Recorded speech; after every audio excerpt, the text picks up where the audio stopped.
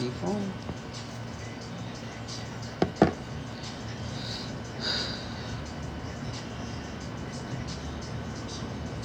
Let this shit notify.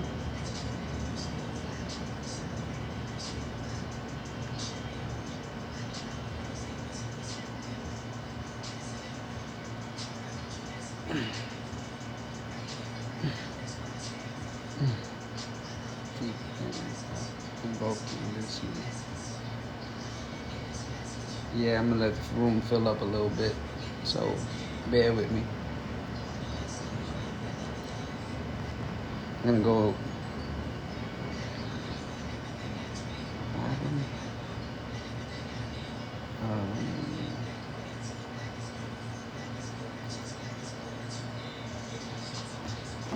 Just let the room fill up a little bit.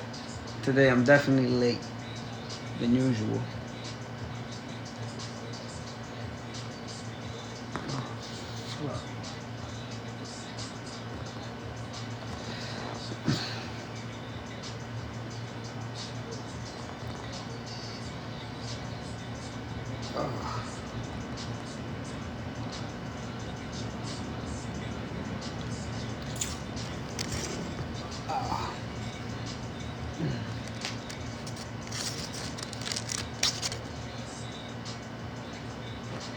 I'm just giving a couple of minutes, let the room fill up a little bit, because I don't want to keep repeating myself.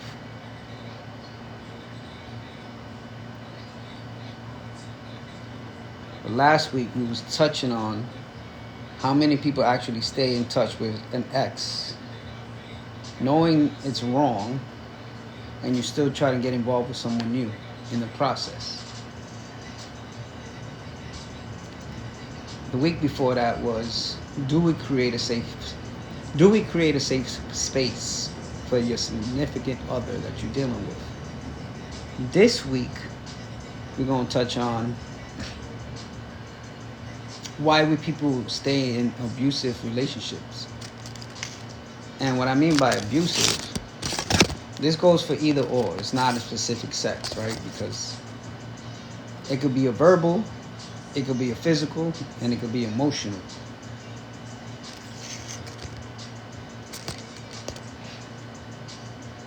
So, like I said, last week we were talking about creating a safe space. No, last week was about how many people actually stay in touch with a person from your past. You stay in touch with someone that you have emotional attachment still. You still have that chemistry and connection, and you still are drawn to this person. But yet you're getting involved with someone new. And here you are trying to evolve, grow into something new, but you're still holding on to the past. On top of that, you get involved with someone trying to start something new, and you're already on the wrong foot too. Do you even create a safe space for that significant other without judgment? And today made it. It's about why do we stay in abusive relationships? Emotional, verbal, or physical, which that happens to either or person.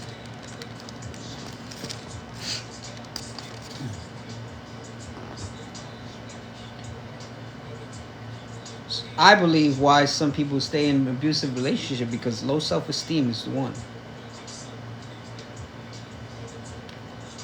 No self-worth.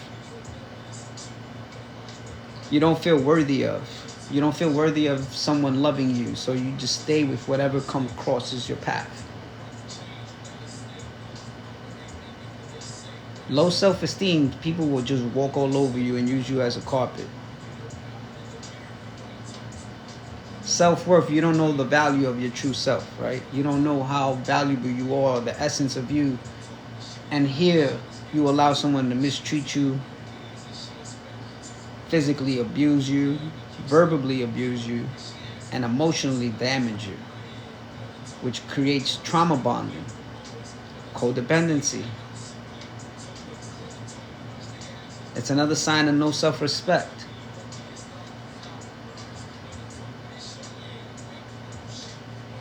It's another thing that what you're familiar with.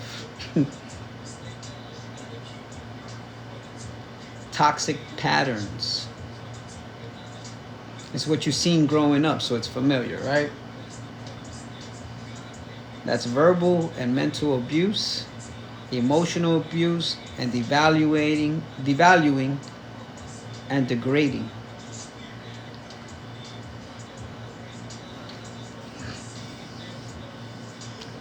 So why is it that people stay in relationships where people are abused in their relationships?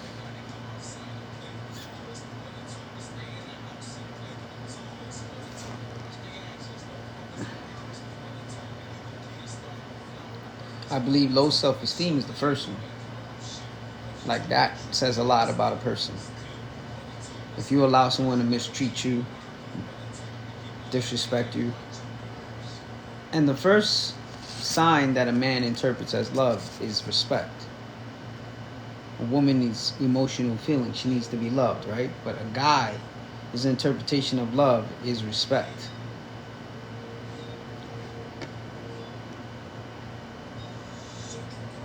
That's true. No self-love, no self-respect, no self-worth. You don't know your worth.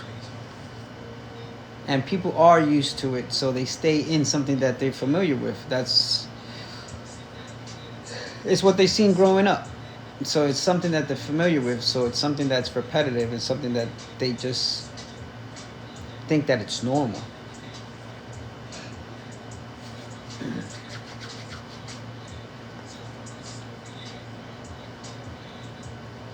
I'll say a story, right? I think there was one time where someone I was dealing with had verbally attacked me personally, right? And said something like, I must be, how can I say this in the most cleanest way, right? I must be doing oral sex to a friend of mine. Mind you, this is a guy. I'm nowhere near that type. That's not my thing.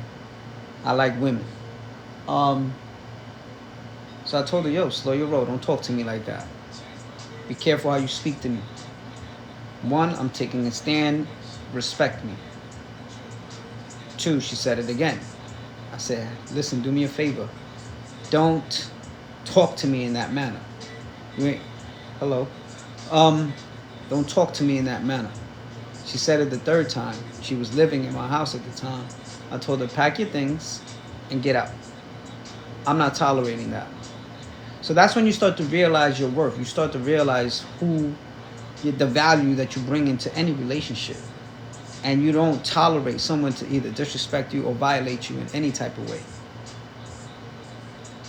I'm not one that, I'm not tolerating that. But a lot of men would stay and allow it because either beauty, insecurity, low self-esteem, no self-worth, feeling you're not worthy of love. So you feel like you're not worthy of it. So you have to allow someone to treat you. Hello? You allow someone to mistreat you and to disrespect you, and you feel like there's no one else that's going to be able to replace what you got in the palm of your hands at the moment. It may seem like that, but once something exits, something will always come better. This is where this is where a lot of people fail and live their life in fear. Personally, when you're alone is when you find the most peace. You find who you truly are. You discover a lot about yourself when you spend that time alone. Thank you. It's in the background as well. I just realized that.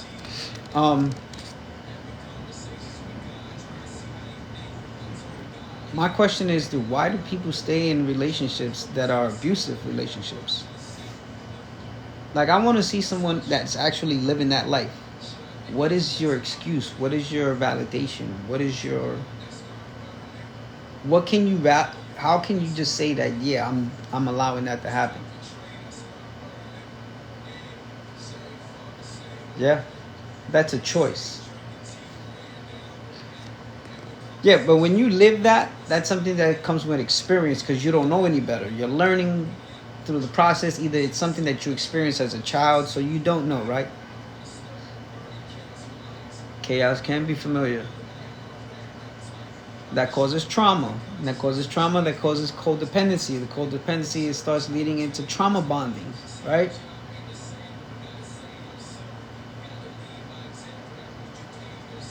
It is the one I was talking about. No, it's the only one. It's what you're familiar with when it comes to, like, maybe you saw that growing up. Maybe you saw your mom and your dad, or stepdad or stepmom, whatever the case may be. It's something that you've seen and then you witnessed, and you think that's normal. Common sense would tell you it's not normal. You know what I'm saying? Like, you know what's right and wrong, but it seems like you get blindsided, right?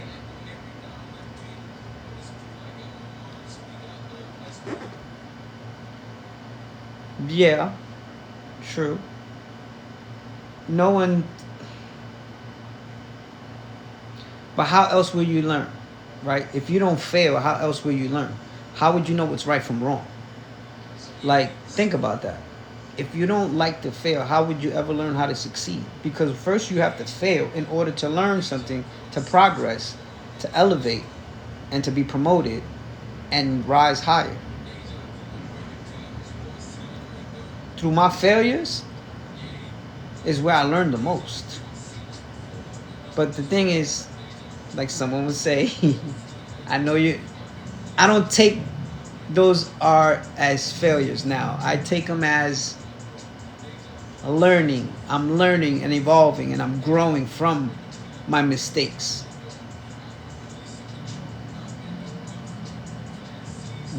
If a parent doesn't see, okay, as far as the parent goes and the healthy, hold on. I try to teach my daughter, she's under a roof where it's toxic, it's not normal, and I try to, at least she has some type of common sense. So in a sense, I tried to be the normal, sane father, right? I try to be a role model. I try to be an example. I try to open up her mind, and I don't try to speak bad about their situation. I just say, that's not right, mommy. Or I'll just explain to her sometimes. I'll just be like, when you grow up, don't think that that's normal. That's not normal. That's not healthy. That's something that you don't need to put up with. If someone mistreats you in some type of way, value yourself and know your worth. You don't need to be treated or mistreated by someone you think or call that loves you or you love them.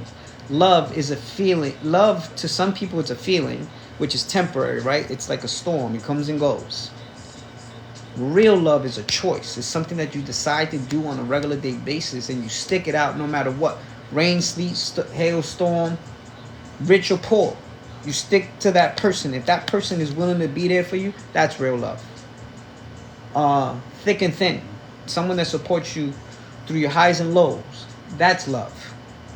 Someone who's encouraged you and believes in you and stands by you, even if it's someone who's either in a relationship, friendship, whatever. Everything, when it comes to people, you will always find a sense. You're always in a relationship, whether if it's a friendship, someone you cool, you talk to, you communicate.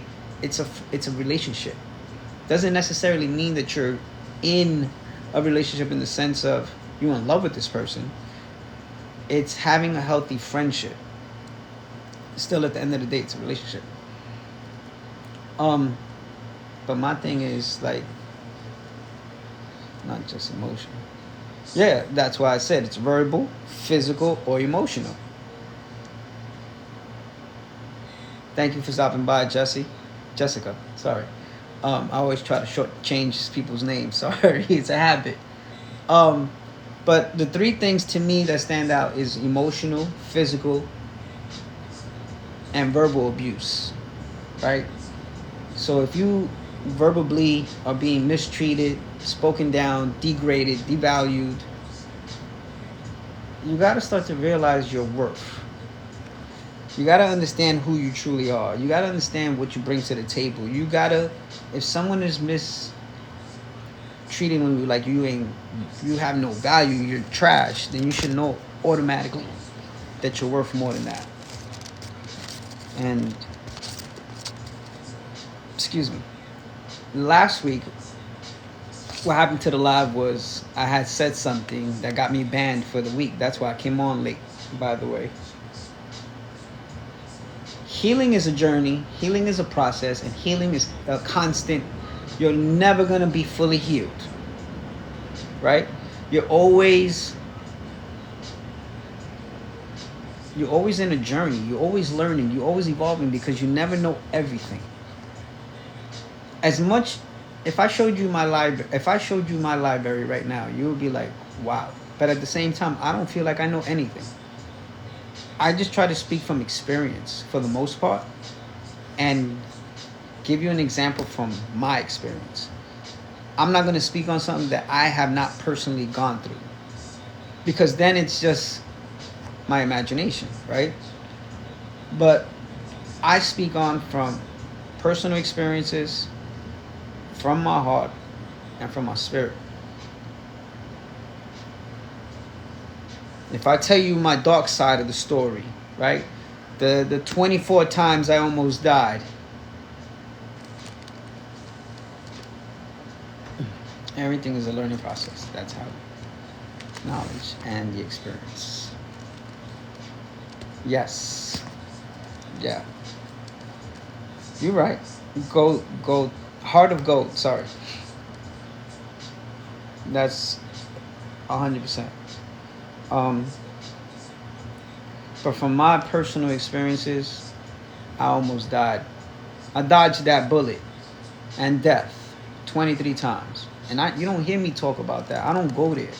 I don't try to glorify that, because that's not my goal. That's not my mission. That's not where I feel like that's significant or important to me, because that's my past. My past shouldn't be constantly be evolving with my growth or my present or my future. Like, it's where it was.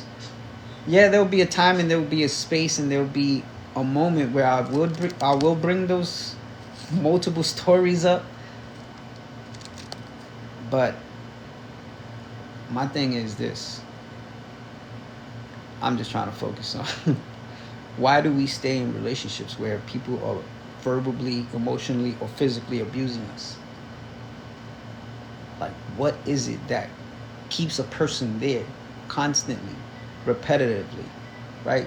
Because to go through it once, you learn, you see, and you say, wait. You put your foot down and you're like, nah, I'm not going to deal with this. It's one thing.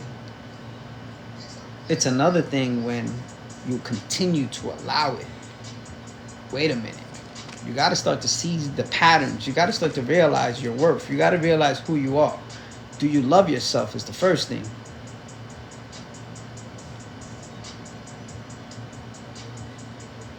Yeah, that's why I said there will be a time where, that's part of the story, right? How did I get from where I was to the mindset and to how I evolved to today? My journey is 18 years long. My belief, besides God, I feel like the gym saved my life. Sometimes it's because people are terrified that way. Well, I ain't see it that way, just Jessica.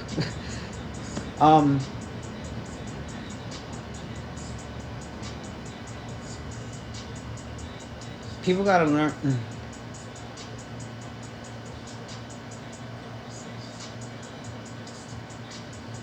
But that's when you start to condition your mind. You start to condition your way of thinking when you feel like you don't deserve better. You start to put a narrative in your head and think you need this person's approval, you need this person's validation, and then that's where you feel like your worth comes from someone else. But you're putting that power in someone else's hand. That's too much power to give away. because you have control over the life you create, and that person is supposed that coexist with you into that life you're trying to create, like that vision. For a man or for a woman, it's either you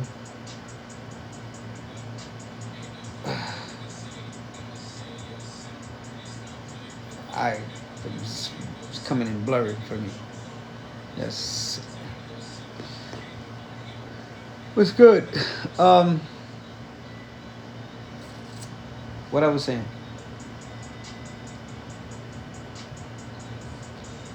All right. For example, I'm in the mix of. Let me just show y'all, because I know y'all hear about me reading all the time. Last time I was reading that Convoluted of the Universe, if I'm not mistaken, and that was 500 pages of torture, I say, but it was a lot of valuable information, and it's something that opened up my eyes to a lot of things that I didn't know. And I feel like there's so much worth, there's so much value in books that we take it for granted and don't do the homework. We don't do the research. We don't look to investigate, because a book is actually an investment for your mind, for your soul, for it. But to put the things into practice is another thing, right? Because knowledge is so much power, but it's what you put, what did you learn from it that you put into practice makes it powerful. That's what they don't tell you, right? Like they always tell you knowledge is power, but there's that one little missing bracket, that element. Knowledge is power when you put it into practice from what you learned. And that becomes the unlocking, the treasure hunting. That's when you start to discover stuff, elements and parts of yourself where you start to get a breakthrough. You start to see the magic in life. You start to see who you truly are and worth. And you start to understand more about yourself. So, like I was saying I'm currently reading this, right? The Shadow Work. I know multiple of you've seen it. And what I've realized, like a lot of in the writings and the notes, this is my first book that I write in over 18 years. It's the first book that I wrote it. And I said to myself, I'm gonna just treat this like if I didn't care about it, but I'm gonna go hard on it. And I realized, and I don't know cocky shit. Please don't misinterpret what I'm about to say. What I've noticed from where I came from to where I am today, my confidence level is up the roof. And not in no arrogant way, because it's never me against you. It's always me against me. It's me versus me. I'm always trying to evolve and become the best version of myself continuously. I'm always in competition of the person I was yesterday to be better today. Right? Talk about one's shadow self. It actually, I don't know, because I'm only on chapter 2. And on chapter 2, it actually has a whole bunch of different, like it'll say fear. Like it'll be titled fear. And then it gives you examples of where it's trying to make you discover areas of yourself where you find yourself, where you face fear at, for example. And then you got to break it down, because it gives you a whole page and a whole nother page, half a page and a whole nother page. So you could just keep writing. And if you notice, if you're a person who writes your thoughts on paper and you're able to visualize, you'll see that as you're writing, the thoughts that you actually think gets poured onto this paper and are verbal. Your imagination is going off. As your mind is going off, your subconscious mind is speaking through the pen. As your subconscious mind, you start to realize areas that you're weak in personally. As you start to see these are deciphered. This is how you decipher and decode areas of where you need improvement and need to work on. One of the first things I learned in a book called Forgiveness by Joyce Meyer. In this book, I had just left my daughter's mom, I believe. Or I was going through a divorce at the time. Either one of those two. And it said to write a forgiveness letter. So individually, Not just put everybody's name in this one letter. It's an individual letter to, like, let's say, I'm gonna use an example is Jessica. You have to write all the negative emotions first on top. Release all that negative, right? All that negative emotions. I hate you. I can't stand you. I hate you because, but why do you hate this person? Then you start to see things, right? You start to realize, do I really hate this person, or I don't like certain characteristics about this person. I don't really hate the person. I hate the way they treat me. I hate the way they speak to me. So then you start to realize, oh, they do this out. This is when you start to realize it becomes, this is their nature. This is their habit. This is what they know. This is all they know. This is what they were brought up under a roof, and it's their way of communication. So at the end of the day, you're able to release and forgive and forget and dismiss and say, I release you in love. That's the way you end the letter, right? So at the end of the letter, it was like, I release you in love. You're able to release these negative emotions because, remember, you hold on to these, they're like anchors, and they hold you back from ever evolving and growing into the best version of yourself. If you allow that, then you're only hindering yourself from ever going into your destiny, your promise, and seeing the fullness, higher version, and higher self of yourself, right? So I work continuously. I'm always on a new book. And I feel like it's important for me because I didn't have no guidance to teach me, hey, by the way, this is how you do things. Nobody gave me a blueprint. Nobody gave me information. The most, my mom plays a big part.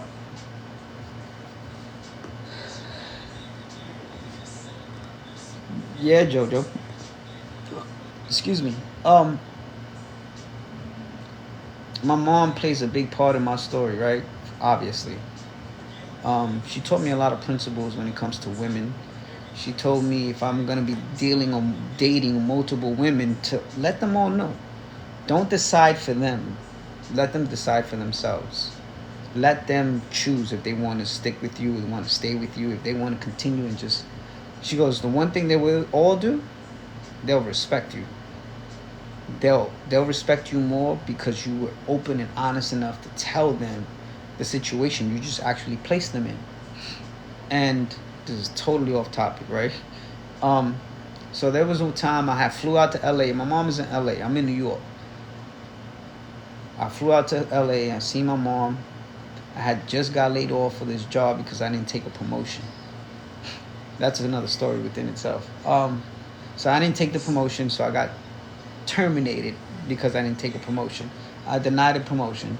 I flew out to LA to see my mom for like 2 or 3 weeks. While I was out there, she tells me about this book. I know all of you guys heard of this book, The Secret. So she tells me about The Secret. When I read The Secret, I buy it. She takes me to Target. I remember we went to Target, and the book was, I believe it was like $20 at the time, or $15, something like that. It was like 20% off.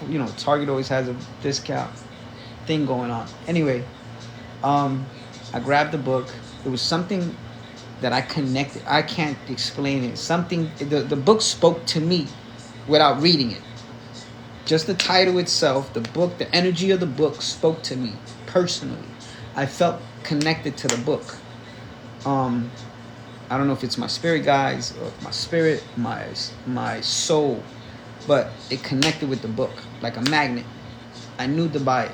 My mom was like, I'm not going to buy it for you because you're not going to value The Secret. She was like, you're not going to value it if I buy it. It becomes valuable to you if you buy it with your own money because you know the worth of it, right? So I ended up buying The Secret. I read the whole book. Every emotion it teaches you to feel and connect with, I did all the exercises. But I felt like there was more.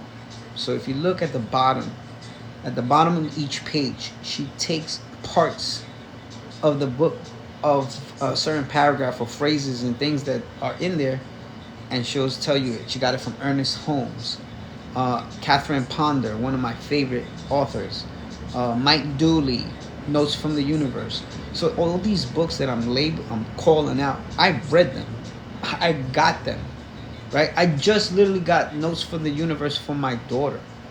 I had her reading. I have it in 3 volumes. It's volume 1, volume 2, volume 3. It's a whole like a series collection, right?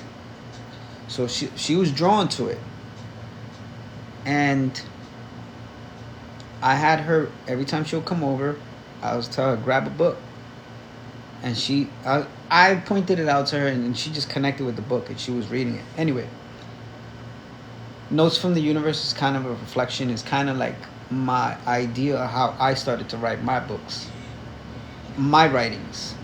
I don't share those with people yet, because when that opportunity actually does come, it's going to be a brand. It's not going to just be book. It's not going to be just clothing. It's going to be videos. It's not going to be inspirational.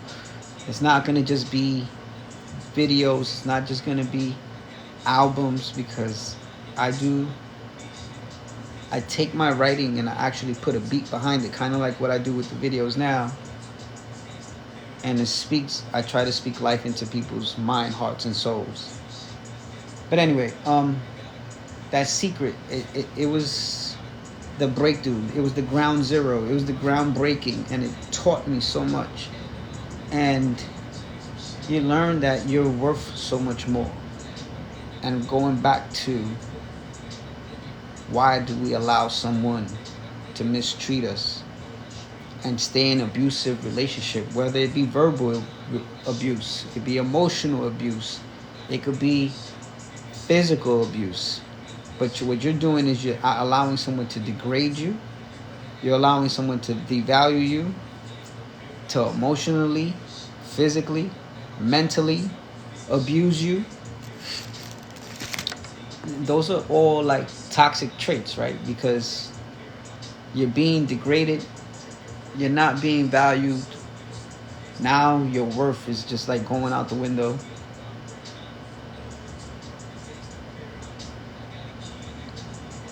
But I don't want to go on down that dark side. Nah, man, there's too many memories in that. It took a lot to put. Remember, I always tell y'all, and I expose this to the public, I have no shame in this. I have no patience, and I have a short temper. My temper don't even have a clock. It just ticks, boom, that's it. My patience is almost the same. And there are examples and times where I have situations which usually will be in the gym, right? For me, because that's my playground. And a lot of times I feel like people don't take the gym serious the way I was brought up in a gym. I was brought up in a hardcore gym where there was no females. It was just straight men. It was like literally being in jail. And we used to call it the Yard. And then Richie's, anyone familiar with Richie's gym in Brooklyn, a lot of guys even from the Bronx would travel from the Bronx to come to Richie's gym to work out, because it was like being in jail. The environment, the energy, the principles, the gym etiquettes. There's so much things that go into a gym. The mentality, the mindset, the principles. It's so much. You learn the etiquettes when it comes to a gym, right? It's more than just picking up weights. That's what I started to work out. Honestly, I always wanted it to look like Arnold Schwarzenegger. And then the attention the females he got from the females, right? That was one of the reasons why I got in there. In the very beginning, we're talking about an 18-year journey. And the reason why I'm so passionate about the gym, number one, it saved my life. It kept me out of trouble for 18 years. Now let's think about a short-tempered, impatient individual. Picture me in a scenario outside in the street. What do you think is going to happen? 23 times I dodged those bullets. 23 times I dodged death. 23 times I came into so many scenarios, man. So I had to put myself in an environment to save my life somehow, some way, to escape, to disconnect, to unplug from the chaos of the streets. Most people, I've seen a lot of them just end up in jail. I've seen a lot of people end up locked up. I've seen a lot of people die. I've seen a lot of friends go. And I'm talking about at the age of, I seen the first encounter of death was at 8. That was a family member. And then from there going forward, I saw a friend of mine who got shot in the back. And the year before, I was with him, hanging out. This was in LA. And me and him, we didn't come home for 4 days. We went to some carnival, hung out. Mind you, I'm only 11 years old at the time. My mom thinks I ran away from home. She gets a phone call from the morgue. She has to go identify a body. The kid got ran over by a train. They told her she has to go get his dental records, meaning me. You need to get your son's dental records in order to identify the body and see if this is him or not, because she was like, I can't make out if it's him or not. She's looking at a dead body, a kid crushed by a train. And I don't know why I'm speaking on the dark side, but so that Sunday I finally came back home. She tells me, go to your room. My mom, I swear to God, knowing my mom, she'll beat the life out of me. When she did not beat the life out of me, I felt like something was wrong. I was like, wait a minute. Why she didn't hit me? You know, you mentally programmed, you brainwashed to think that's the way you get attention, or that's where you're going to get reprimanded, you're going to be disciplined, it's going to get your ass kicked. Or I got my ass kicked for a very long time. And that was part of my frustration of why I would go to the street and get into other situations, which didn't make a lot of China. These are a lot of, this is just one story for an example of my life as an 11-year-old. And it's sad because this guy named Zach, he was my best friend, and I'm still here standing, and he passed away at 12 years old. And seeing a friend of mine, to think today that could have been me more than 30 something years ago.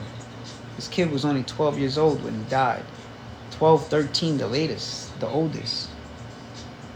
And I never thought I was going to see past 24, 25, the oldest. Here I am, 45, 25 years, 20 years later from the date that I thought that I would never see. And I outlived and outnumbered the years that I thought I would have been past and gone. Because when you see death so much and you see your friends, close friends, pass away before you, it starts to get like, hold on, this is getting too close to home now. Am I up? Is my number up? And you start to think these things and feel like, am I really blessed? Am I lucky? Why is it okay for me to be here and someone else is not? So there's a lot of things that come with that too, you know.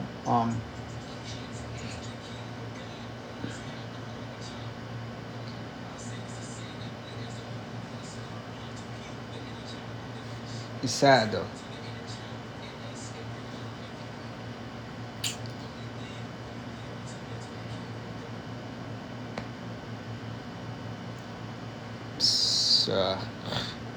Sorry about that. But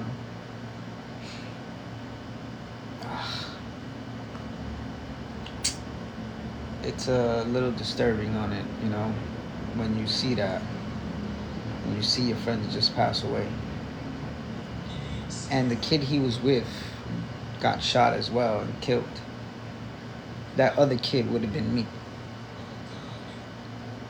So this is the reason why I go hard in whatever I do, The way you do one thing is the way you do everything. So you will know that I will always give my all into whatever that I do.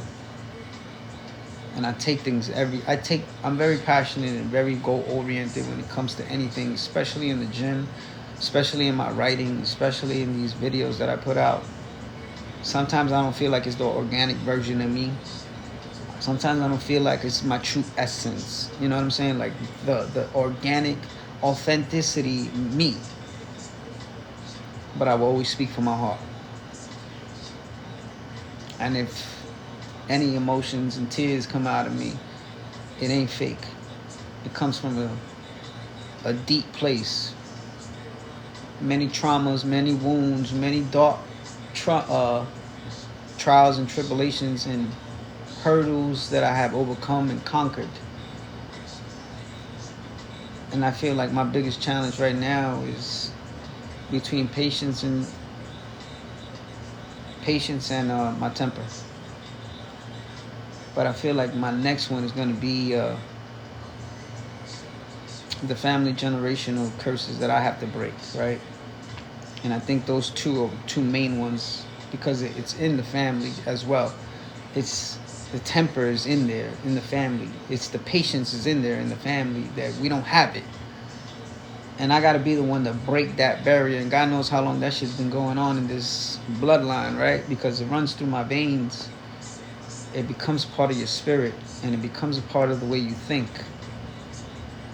So you have to unlearn, to unteach something that you believe that is true and is part of you. It might be in my DNA, but it ain't me. It's going to control me. And this is when you learn how to decipher these codes and realize who you truly are. Because once you connect with that essence of you, you're going to see something different and realize your worth. And then again, it comes back to, why do we stay in relationships that are abusive? Why do we allow others to mistreat us, to misspeak to us, to like devalue you, degrade you, emotionally damage you, and they traumatize. Some people go through a lot of trauma being in relationships. So it's like, yo. And at the same time, for me, I'm out that box 4 years now. I have not been in a relationship in 4 years. So for me, I'll choose peace rather than be in a relationship, to be honest with you. The peace is essential. Peace is so valuable. It's so important. If you don't add peace to my life, I'd rather just stay single. Like, I don't need the drama. I don't need the headache. I don't need the problems. I don't need any of that. Like, you could keep your trauma to yourself. Like, that's irrelevant. I work so hard to be in peace, and yet someone else is going to just come and just bring a hurricane and a tornado and an earthquake all at the same time. Like, yo, slow down, man. I don't need it. I don't need that drama. I don't need that problem. I don't need that. Like, I got my own things that I deal with personally already, like I said. Patience and my temper.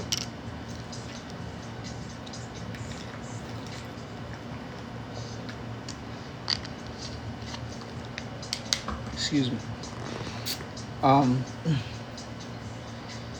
If I got a little emotional there, a little teary-eyed, excuse me. Like, yeah, those who've seen in the past, I'm not afraid to show a tear. I'm not afraid to show emotion. Like, you're human. I'm not Superman and I'm not Batman. I'm not trying to be like I'm the villain either, right? But I go through things too. But anyway, do you have more patience?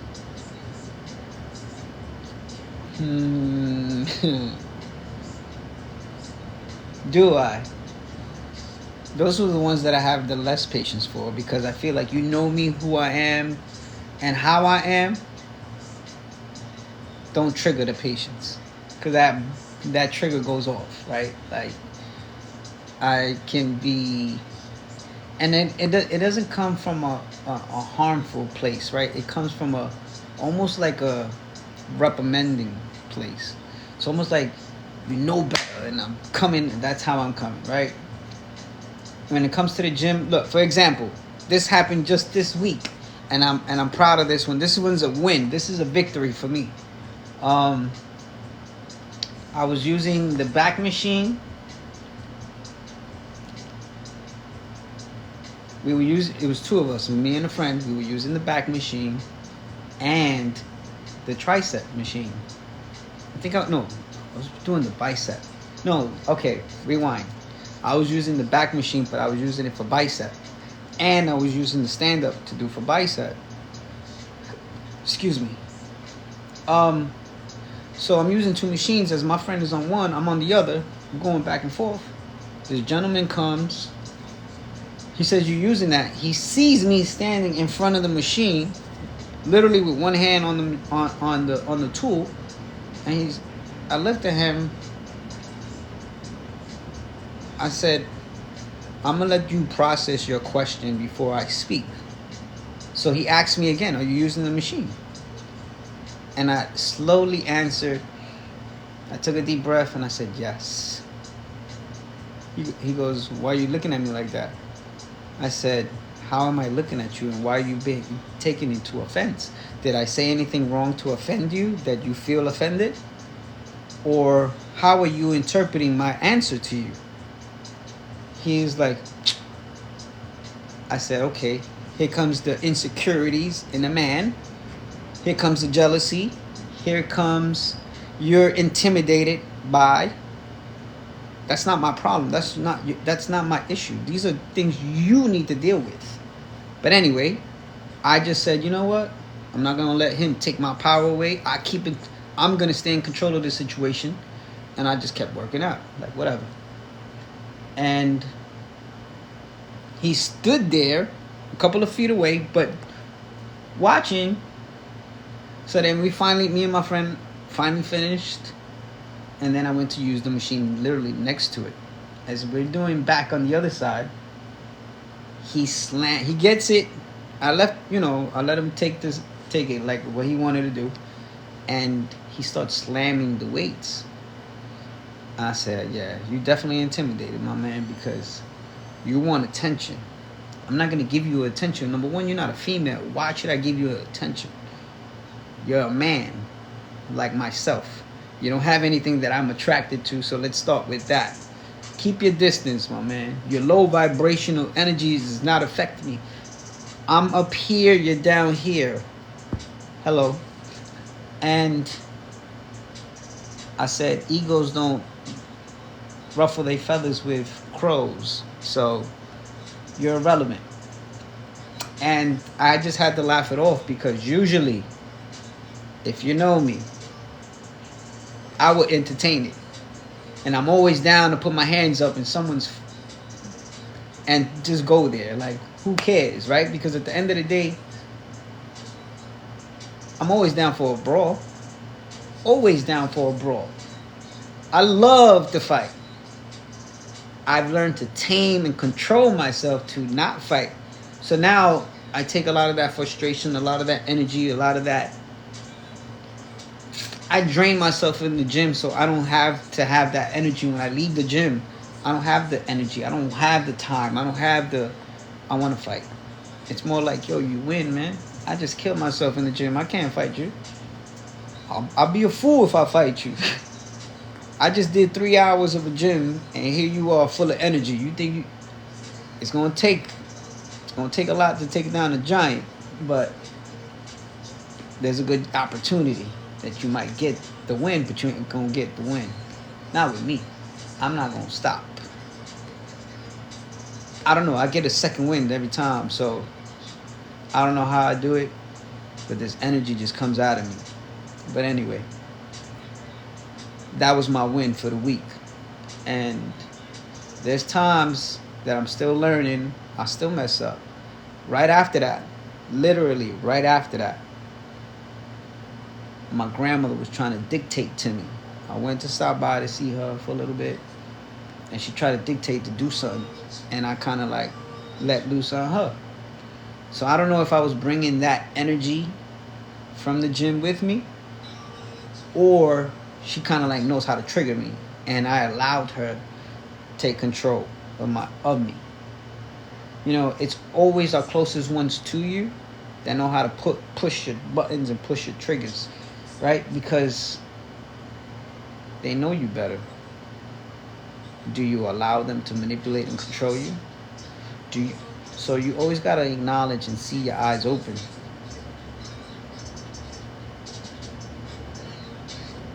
That's probably why, right? Hello. Hello, D.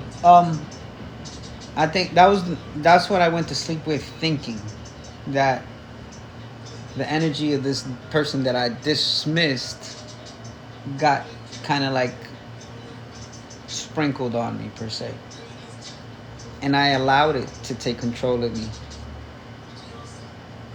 Oh no, it took a lot to learn that lesson right there, right? Not to let someone take me out of character. It's a lot of growth for me. Because when you don't know nothing else, you don't know how to communicate, you don't know how to articulate, you don't know how to express yourself, and you don't have the vocabulary, you don't have the information of how to release what you want to say, the only other way you know how to release is through your hands.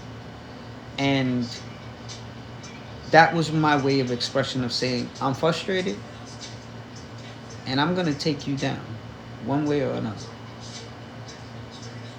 And I'm glad I'm not that vicious person anymore. I'm glad I don't allow that shit to happen and take control of me. I'm glad I've tamed that Hulk.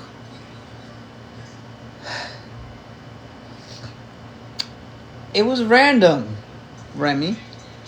I didn't know if I was going to, Soraya didn't come over. Supposedly she feels a little sick, and I was like, yo, you ain't coming to my house, man. You sick? Last week, I had got that stomach virus, and we're not doing that again. I told her, nah, man, I don't want no parts of y'all sicknesses from your mom's house. Please, disregard, dismiss, and reevaluate yourself from me, from my presence. Some of you, so just a heads up, I don't know if I'm gonna do live next week. I'm gonna be out of the country for 11 days and might not do a live depending on what's going on. I don't know my situation status being out of town.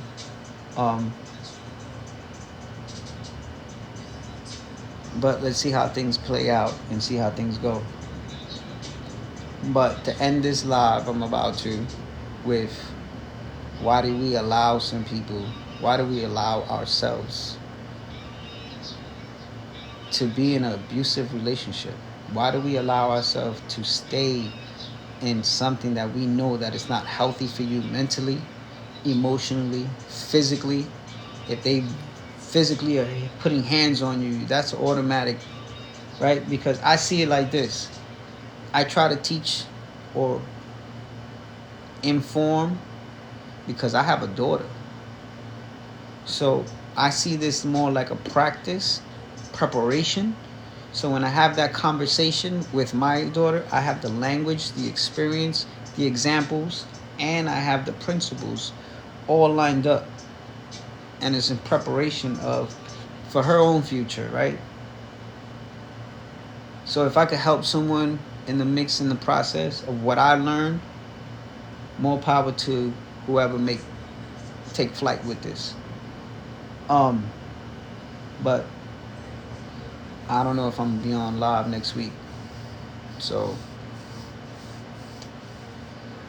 see what happens. Keep y'all posted. Again, verbal, physical, emotional abuse is not to be part of your aura, right? It shouldn't be part of your aura. It shouldn't be part of your existence. It shouldn't be part of what you have to deal with when dealing with someone.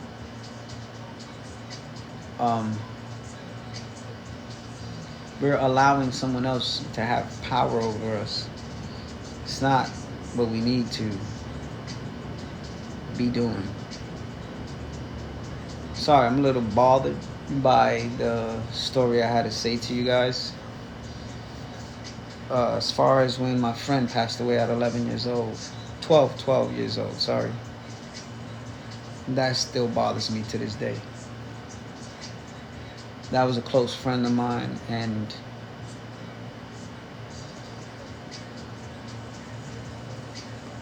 it bothers still to this day, you know.